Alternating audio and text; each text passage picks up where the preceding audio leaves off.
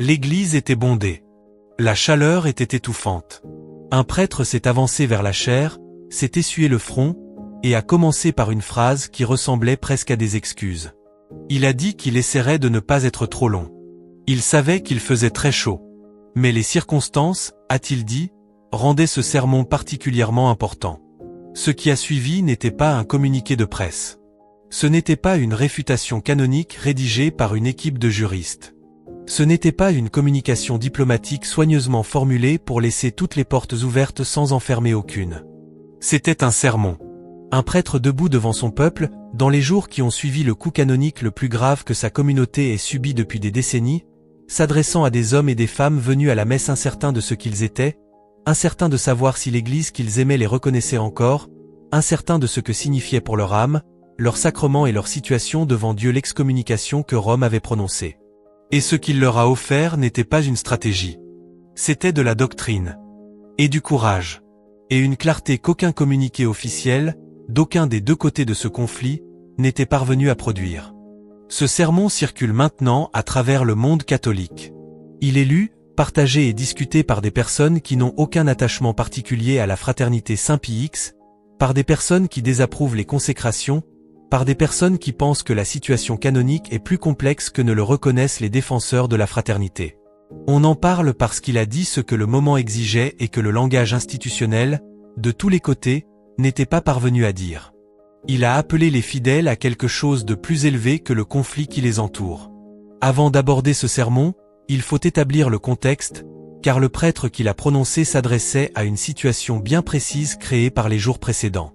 Quelques jours plus tôt, en la fête du très précieux sang, 4 nouveaux évêques avaient été consacrés à Écône sans mandat papal. Rome avait déclaré l'acte schismatique. Les 6 évêques concernés avaient encouru l'excommunication automatique en vertu du canon 1382. Jusque-là, la structure était familière. La même structure qu'en 1988. Même séminaire, même proximité avec la même fête, même conséquences canoniques. Mais cette fois, il y avait une différence. Une différence significative et contestée que le prêtre a abordée directement. Rome avait dit non seulement que les 6 évêques étaient excommuniés, mais que les prêtres et religieux de la fraternité étaient eux aussi en état de schisme, et que les fidèles laïcs adhérant formellement aux positions doctrinales de la fraternité, y compris les membres du tiers-ordre, faisaient l'objet d'une évaluation au cas par cas pour déterminer s'ils avaient eux aussi encouru l'excommunication. Le filet, en d'autres termes, avait été jeté plus large qu'en 1988. Beaucoup plus large. Assez large pour atteindre les bancs de chaque chapelle de la fraternité dans 50 nations et y laisser les fidèles assis, incertains de leur propre statut. Et quelles sont ces positions doctrinales, a demandé le prêtre, pour lesquelles on peut apparemment être excommunié? Il a répondu à sa propre question sans hésiter. Rien d'autre que ce que l'Église a toujours enseigné. Le rejet des erreurs et des ambiguïtés entrées dans la vie catholique par certains développements post-conciliaires. La préservation de la messe telle qu'elle a été célébrée pendant plus d'un millénaire. L'insistance sur le fait que la foi transmise aux apôtres ne peut être révisée par des processus pastoraux, des documents synodaux ou des notes de dicaster. En pratique, a-t-il dit, on est excommunié pour avoir conservé la foi de toujours. Cette phrase est tombée dans la salle avec un poids qu'aucun communiqué de presse ne peut produire. Car les personnes qui l'entendaient n'étaient pas des catégories abstraites dans un argument canonique. C'étaient des familles. C'étaient des parents ayant élevé leurs enfants dans des chapelles de la fraternité parce qu'ils croyaient que la foi qu'ils y recevraient était celle que l'Église avait toujours transmise. C'étaient de jeunes gens ayant trouvé dans la messe ancienne quelque chose qu'ils n'avaient trouvé nulle part ailleurs et ayant bâti leur vie intérieure autour d'elle. C'étaient des prêtres ayant tout donné à une vocation formée dans une tradition qu'ils croyaient n'être pas une préférence privée mais l'héritage de l'Église tout entière. Et on leur disait, par la voie institutionnelle la plus autorisée qui soit, que leur fidélité à cet héritage était la raison pour laquelle ils se trouvaient hors de l'Église. Avant le sermon lui-même, les prêtres avaient parlé d'autre chose qu'il fallait aborder. Le cardinal Fernandez, dans les jours entourant le décret, avait fait une déclaration publique sur le dialogue qui avait précédé les consécrations. Il avait dit que la fraternité n'avait pas jugé utile le dialogue que Rome proposait. L'implication était claire. La rupture était leur choix. L'échec leur responsabilité. On leur avait offert un chemin et ils avaient refusé de l'emprunter. La réponse du prêtre à cela fut calme. Délibérément, soigneusement calme. Non défensive. Non colérique. Calme comme le sont les gens qui ont les faits de leur côté et n'ont pas besoin de hausser le ton pour faire valoir leur point. La fraternité, a-t-il dit, était véritablement attristée par la présentation qu'en faisait Fernandez. Le supérieur général, le père Pagliarani, avait demandé et supplié une audience personnelle avec le pape. Il avait voulu s'entretenir directement avec Léon XIV, personne à personne, père et fils, avant l'échéance du 1er juillet. Il avait voulu dire de vive voix ce qu'il avait dans le cœur et ce qu'avait dans le cœur des milliers d'âmes à travers le monde qui attendaient que les prêtres de la fraternité reçoivent la grâce nécessaire pour poursuivre leur œuvre. Cette audience n'a pas été accordée. La lettre de Léon XIV est arrivée le 29 juin, un jour avant les consécrations. Pagliarani l'a lu le 30 juin, y a répondu le 30 juin, et les consécrations ont eu lieu le 1er juillet. Il est très triste pour nous, a dit le prêtre, que le pape n'ait pas voulu voir l'un de ses fils. La distinction que les prêtres ont ensuite établie n'a pas reçu suffisamment d'attention dans la couverture de ces événements. Ils n'ont pas rejeté le dialogue. Ils ont rejeté une condition attachée au dialogue. La condition de Rome était que la fraternité reporte les consécrations et n'entre en conversation qu'ensuite. La fraternité était disposée à parler. Elle n'était pas disposée à accepter, comme prix d'accès à cette conversation, le report indéfini d'un acte qu'elle jugeait nécessaire à la survie de son ministère sacramentel. Maintenant que les consécrations avaient eu lieu, a dit le prêtre, il y aurait peut-être le temps de s'asseoir et de discuter. La porte, de leur côté, n'était pas fermée. Quelqu'un a demandé ce que Monseigneur Lefebvre aurait pensé de ce jour. La réponse fut sereine et sans emphase. Il aurait été très heureux de la croissance de la fraternité et aurait vu encore plus clairement, dans l'état actuel de l'Église, combien ces évêques sont nécessaires. Et il y avait une note plus chaleureuse sous la gravité du moment. Pour la première fois de son histoire, la fraternité a un évêque américain. Un petit signe, a reconnu le prêtre, mais un signe réel. Cette réalité ne meurt pas. Elle grandit. Puis est venu le sermon proprement dit. Et le prêtre l'a ouvert par un avertissement qui a façonné tout ce qui a suivi. Il a dit à son peuple qu'il y avait 2 réactions dont il devait se prémunir. Pas une. 2. Et les 2 qu'il a nommées n'étaient pas les plus évidentes, ni la défiance ni la capitulation. C'était la peur et l'amertume. 2 tentations, a-t-il dit, également dangereuses et également capables de détruire ce que les fidèles de la fraternité ont reçu mission de préserver. La peur d'abord. Il l'a reconnue directement et sans condescendance, car il eût été condescendant de prétendre que ce qu'on avait dit aux fidèles les jours précédents n'était pas effrayant. Ce n'est pas rien, a-t-il dit, d'entendre les plus hautes autorités de l'Église vous dire que vous n'êtes plus catholique. Que vous êtes hors de l'Église. Que vous êtes schismatique. Ces mots, venant de ces voix, dans une tradition qui a toujours pris les liens de la communion ecclésiale avec le plus grand sérieux, ne sont pas des mots qu'on peut absorber sans coup. Ils frappent. Ils pèsent sur la conscience. Ils soulèvent des questions qui ne se taisent pas facilement. Il n'a pas balayé la peur. Il en a traité la raison qui la rendait infondée. Pourquoi les fidèles peuvent-ils savoir que l'accusation ne peut être vraie? Non parce qu'ils ont décidé de faire confiance à leur propre jugement plutôt qu'à celui de Rome. Non parce qu'ils ont conclu que le pape a tort et qu'eux ont raison. Mais à cause de ce qu'ils tiennent réellement et de ce qu'ils font réellement. Ils tiennent tout ce que l'Église enseigne. Ils rendent un culte en catholique. Et alors il a prononcé la phrase qui a divisé la salle comme une lame, séparant la position de la fraternité de toute forme de sédévacantisme et de la position que Mgr Vigano a publiquement adoptée ces mêmes semaines. Nous acceptons le pape comme l'autorité suprême de l'Église et comme vicaire du Christ, et nous voulons le considérer comme notre vrai Père, notre Père spirituel. Ces prêtres reconnaissent le pape. Ils l'appellent Père. Ils prient pour lui. Ils ne disent pas que le trône est vide. Ils ne déclarent pas le pontife déposé, illégitime ou hors de la succession. Ils restent à l'intérieur même lorsqu'on leur dit qu'ils ont été mis à l'extérieur. Cette phrase, prononcée à voix basse dans une église étouffante dans les jours suivant le décret d'excommunication, est l'énoncé le plus clair de la position ecclésiologique réelle de la fraternité que ces semaines aient produit. C'est une position qui rend le mot schisme, appliqué à eux en tant que corps, très difficile à soutenir. Puis le prêtre a démonté quelque chose de plus subtil. L'argument du nombre. L'instinct démocratique qui dit que là où se tient la majorité, se tient la vérité.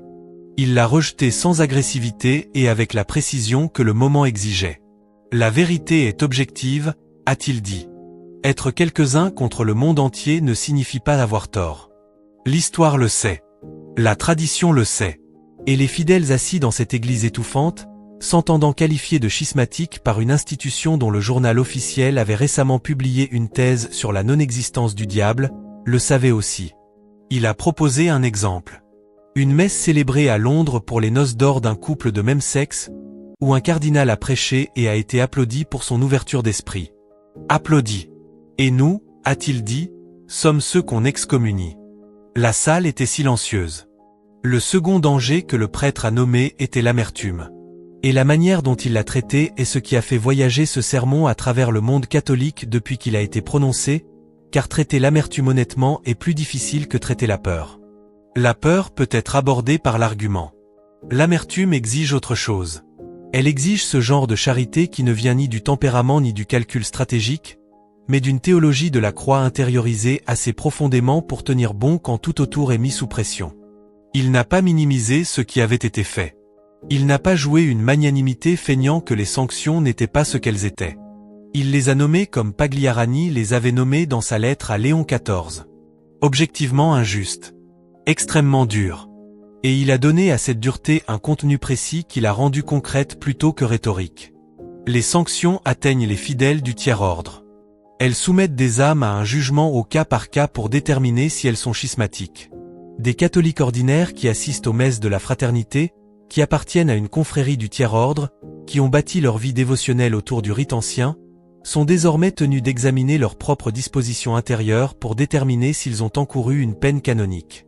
L'implication pastorale de cette exigence n'est pas mince. Elle impose un fardeau d'auto-examen canonique à des gens venus à ces messes précisément parce qu'ils cherchaient le sacré, non parce qu'ils voulaient devenir des canonistes amateurs naviguant au bord de l'excommunication. Il est allé plus loin. Les prêtres invités à se réconcilier sont priés de renoncer à tout en échange. Abandonnez ce qui vous a mené au sacerdoce, a-t-il dit. Abandonnez la pureté de la doctrine. Abandonnez la messe qui est au cœur de votre vocation. Ce ne sont pas les conditions d'une réconciliation. Ce sont les conditions d'une reddition. Et une reddition portant précisément sur les choses que la fraternité existe pour préserver n'est pas un chemin de retour vers la pleine communion. C'est un chemin vers une institution différente qui se trouve porter le même nom. Il a dit cela sans amertume. C'est la chose remarquable. Il a nommé la dureté et a refusé de la laisser produire ce que la dureté produit presque toujours chez ceux qui en font l'expérience. Il l'a dit sans détour, puis il a dit autre chose. Pour nous, Jésus-Christ est tout. Et l'esprit de Jésus-Christ est l'esprit de charité. Amour de Dieu. Amour de l'Église. Amour des âmes.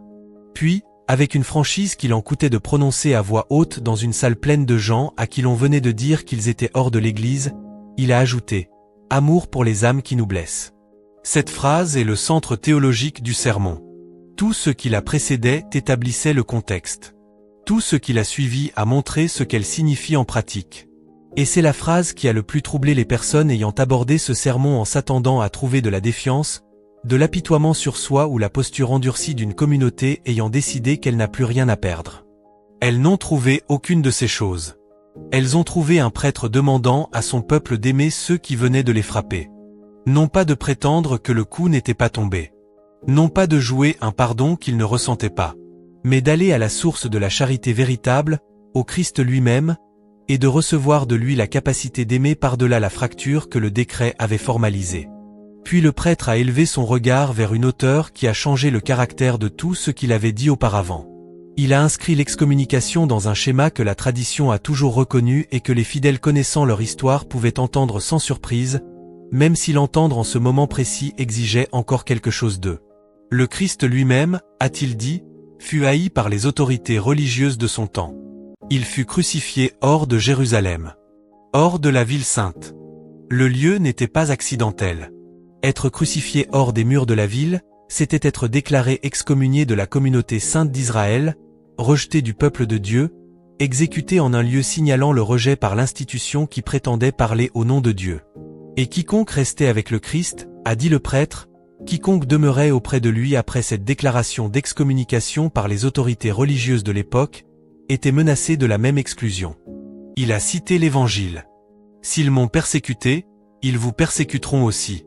Ils vous chasseront des synagogues. Le serviteur n'est pas plus grand que son maître. L'Église, a-t-il dit, connaît aujourd'hui cette même passion. Ce même calvaire. Il ne prétendait pas que la fraternité est le Christ et Rome le Sanhédrin. C'est un prédicateur trop rigoureux pour ce genre d'emphase. Il affirmait quelque chose de plus précis et de plus défendable. Que le schéma d'être rejeté par l'autorité religieuse pour fidélité à ce que Dieu a révélé n'est pas une nouveauté de juillet 2026. Il est tissé au cœur même de l'Évangile, depuis son centre jusque vers l'extérieur. Et ceux qui se retrouvent pris dans ce schéma, quelles que soient leurs imperfections et quelle que soit la complexité canonique réelle de leur situation, ne sont pas abandonnés par le Dieu qui a établi ce schéma le premier en le vivant lui-même. Ce n'est pas du triomphalisme. Ce n'est pas une déclaration selon laquelle la fraternité aurait gagné, ou Rome perdu, ou l'excommunication se serait révélée dénuée de sens. C'est quelque chose de plus ancien et de plus paisible que tout cela. C'est la théologie de la croix appliquée à un moment précis de souffrance institutionnelle. Et les gens dans cette église l'ont entendu non comme un argument mais comme une parole de vie. Car les paroles de vie n'exigent pas d'être d'accord avec toutes les positions de celui qui les prononce pour produire leur effet. Elles exigent seulement que l'auditeur se trouve à l'endroit où la parole le rejoint. Et puis il y a l'orage. Le prêtre a décrit ce qui s'était passé à Écône pendant la cérémonie de consécration, après que les 4 nouveaux évêques eurent reçu l'imposition des mains, après que la messe se fut poursuivie jusqu'au moment précédant tout juste la distribution de la communion.